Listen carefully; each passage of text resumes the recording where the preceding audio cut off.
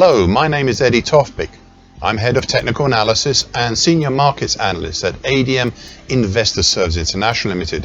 And here is your daily technical analysis of Brent crude oil and spot gold. Hello and welcome. Before we start, I just wanted to let you know that no AI, that is artificial intelligence, was ever used in the composition, production or recognition of any of these patterns, levels, analysis, or on any related items on these, my charts. This was all my own original work, as I think you deserve to have that. So with that, Brent crude oil futures. An even more significant third bullish white soldier yesterday, this time as a third bullish white Mariposa that punched up and out of the combined congestions below between 68.33 to 72.29.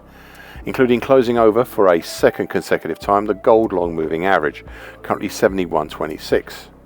However, the top side was capped, unsurprisingly, by the next congestion area overhead, which is between 73.18 to 73.42, so it's not a very wide band, which has just above it the 50% absolute Fibonacci line at 73.73. In a bigger picture, this is yet another move higher, up and out of the showrunner for this market since last summer.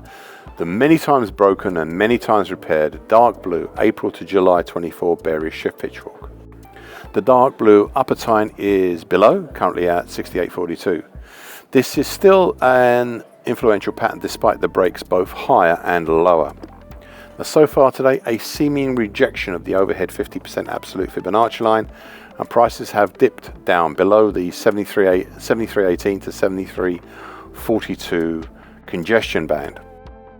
However, there has been no acceleration lower, and we are still just hovering underneath this congestion band. Spot gold. An immediate countering key reversal down yesterday after the previous session's reactionary bullish harami. The cap on the top side, unsurprisingly, was once again the green short medium moving average, currently at 33.38, whilst prices dropped down again, unsurprisingly, down to the mauve medium moving average, currently at 32.70.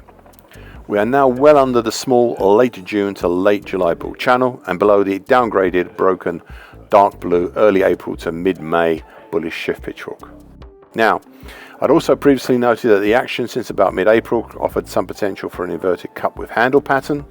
The pattern created between mid-May to date, though there is an argument to call it between mid-May to early July, but I'd rather stick to the larger inverted handle pattern.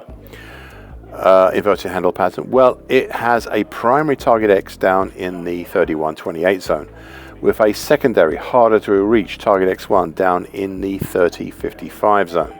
Now, as part of this, I can see the argument to look at the same period as a possible head and shoulders top pattern, but I do not favor this right now, and instead look to the inverted cup with handle pattern as the primary pattern here, though that may change.